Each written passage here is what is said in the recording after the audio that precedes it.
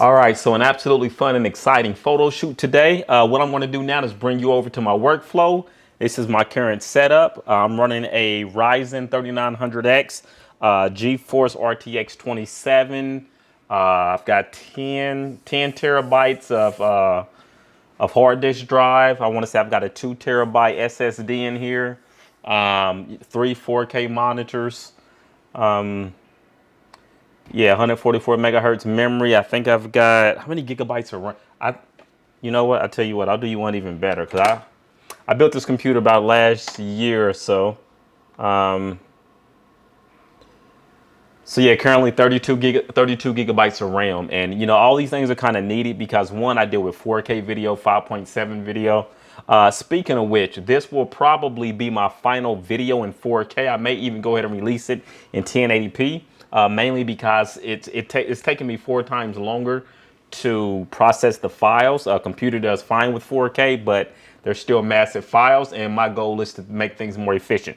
But back to the house shoot today. I'm running Windows 10. So hopefully you can see this image. Basically, this is pretty close to where I started. And one of the things that I did, because yesterday it was an overcast day, it was gloomy, it just didn't look amazing. So one of the things I did was go ahead and do a sky replacement. These are going to be used for the MLS purposes. So it's crisp in terms of MLS material. Now, if this was something I was doing for a magazine shoot, I would take it to a different level. I would try to make sure I had the lines and outlines, and probably would have took a slightly different photo, honestly. But lighting adjustments just to kind of clean it up, make it a bit more crisp, so you can kind of see the difference between here and here, right? And it just changed the mood. It's all about that first impression, and typically the straight on shot is going to be your money shot when it comes to real estate photography. That's the shot that people see first. That's what's going to get more clicks. So then moving beyond that point, you will notice right here in the driveway, there is, oh, you notice right here in the driveway, there's a spot where they actually had a car parked while it was raining. That's another thing. It was raining out. It was just a interesting day. But they had a car parked there, so you can see that space right there on the driveway where the car was sitting. And again, that's one of those small things, but it's distracting to the eye. And my goal is to set things up in a way that it doesn't pull the potential buyer's attention away from the actual house, which is what brings me here. So you'll notice I've essentially went in and cleaned that up from that photo to this photo, just kind of getting rid of some of that, straightened up my verticals. And I believe this is the way I delivered that shot. In fact, no, that's actually a different listing.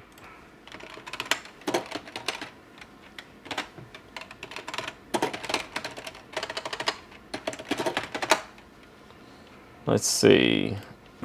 This will do.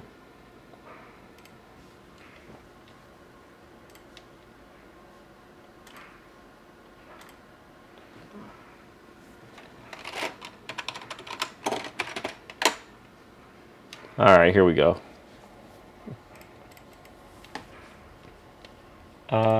And yep, that's cropped it in a bit more, but that's pretty much the shot that was delivered. So the photos you see me taking, as well as the virtual tour, this is just kind of an overview of the end results of those images.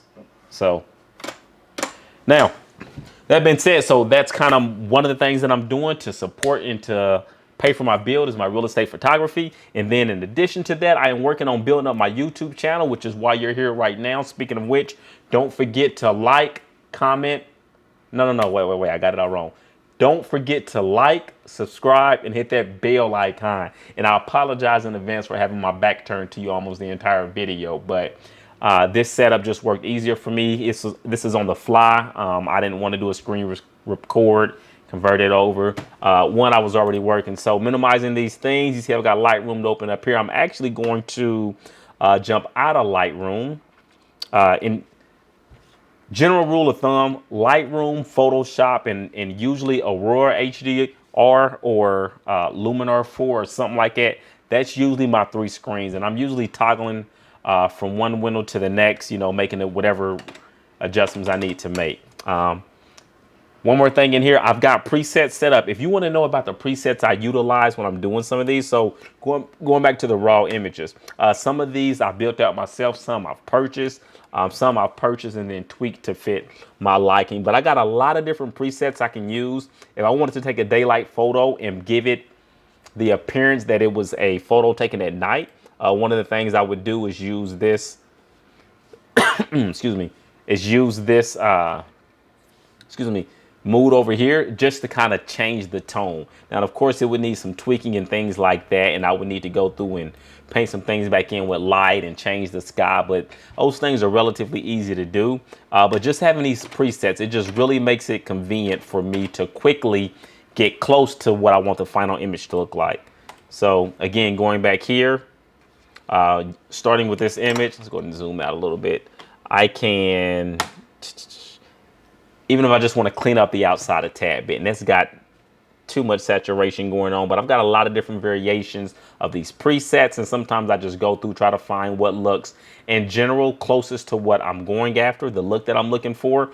Once I find it, and here's one that I know I wouldn't use for photography, so we'll just start there. So once I find it, I apply it. I can take this, export it over, it'll pop up in my Photoshop window.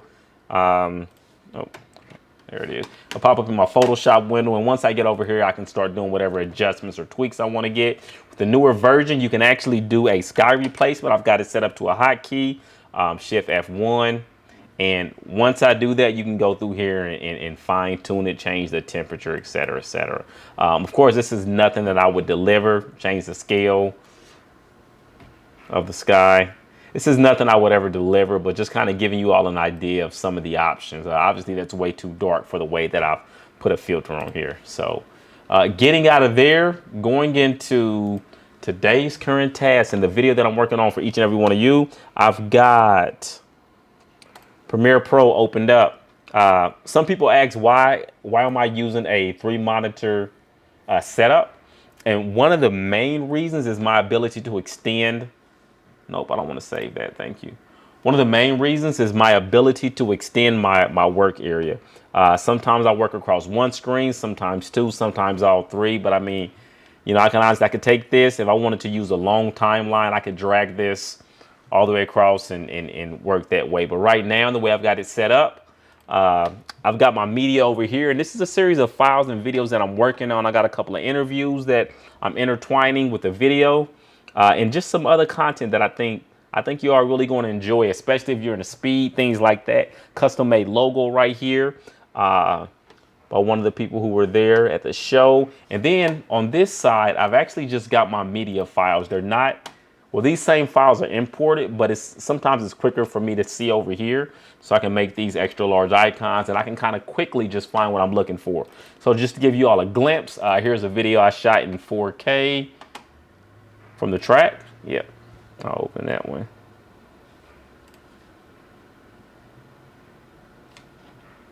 Unless I've already got it open in the screen somewhere.